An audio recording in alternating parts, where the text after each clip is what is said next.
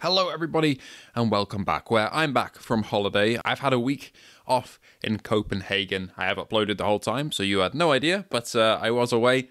Everything was kind of preset for the channel. If you want to take a look at my trip and a couple of other things I've done in terms of cameras and filming and traveling, my second channel is linked below. Nothing big, I don't upload that often, but when I do, it's usually either camera focused or traveling focused. So if you want to take a look at that, feel free to do so. Anyway, we're here to talk about something actually fairly new in the news that I didn't really anticipate hearing about. And this is the comments from Shuhei Yoshida, who essentially was a very, very big player in Sony. He was an executive, or now he's a former executive. He's kind of retired from the gaming space, but he was on the Kind of Funny podcast not too long ago, I think about 2 days ago from the time of this uploading, and he was asked about PSVR2 on there, and now he's left the company, whether he can talk about it, expand on how he feels about it, and all that good stuff. And there's some stuff here that some people may see as concerning, some people may not. We're here to talk about it. Before we get into it, only 25% you are subscribed. Please feel free to do so if you'd like to, and let's get straight into this, as there isn't too much to talk about, but there is a couple of things we can discern here. First and foremost,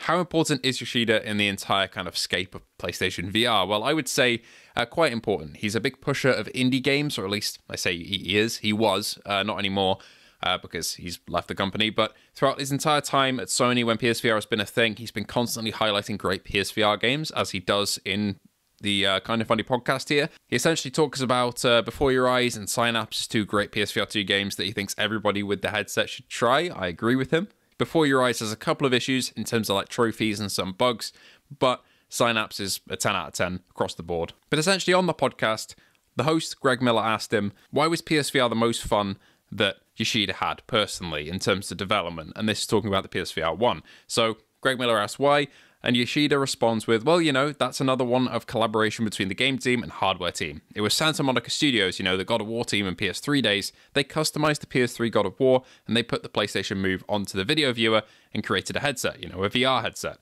And they put me in the headset, and I was Kratos. That really amazed me. So it led to the idea in the PS4 generation that they can do proper VR. So that's one interesting thing there. He's talking about an experience with the God of War teams. As Santa Monica played around with VR before PSVR was even officially a thing behind the scenes, which we might have known about before. I'm not sure if I've ever heard that before. But that's really cool to see where this kind of all started with Yoshida and his love for PSVR, of it being kind of like a creation of the God of War team. That's really cool to see. Maybe that could lead us into getting some God of War VR stuff in the future. Who knows if those ideas are still floating around. Anywho, let's move on. So they can do proper VR in the PS4 generation, so that idea came from the studio side, and the hardware team loved it as well. And it led to Yoshida being one of the internal leads on the headset itself internally, and he got to announce the project himself at GDC.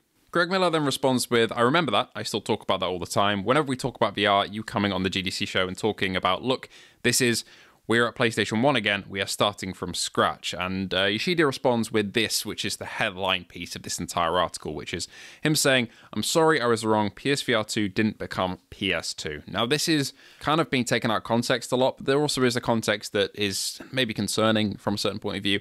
But essentially what Yoshida's saying here is that the PSVR 2 didn't take off like the PS2 did. If the PSVR 1 was the PS1 and the PSVR 2 was filling in the role of the PS2, it didn't become the highest selling VR headset of all time. It didn't become the highest selling console of all time like the PS2 was for a very long time, until I think either the Switch or the DS has overtaken it, if I remember that right. But he's essentially saying he was wrong. PSVR 2 didn't take off like the masses of PS2 sales that happened. And that's a pretty normal statement. I mean, VR is still in its infancy. Now we are getting some great games, and it is still a viable way to play games, and it's amazing. But compared to what it's going to be able to do in, say, 10, 20 years, and that's on the long scope of things in terms of time, even within the next 2-3 years, there'll be amazing advancements, I think. But he's essentially just saying it could have been bigger than it was, and it wasn't. Greg Miller then responds with, what happened with PSVR 2, Shu? And Yoshida responds with, well, let's move on. They then go on to talk about Before Your Eyes and Synapse, but the main thing really here is Yoshida saying, let's move on. Now, this is either him kind of being a bit sad about how PSVR 2 is kind of gone on in terms of the support from Sony, because in terms of games, there hasn't been too much. We've got a couple of big hitters this year. You know, we've got our Wanderer of the Fragments of Fate, which should be kind of being revealed for its release date fairly soon, I think. We've got Hitman, which is kind of like a big Sony-funded one, if I remember right.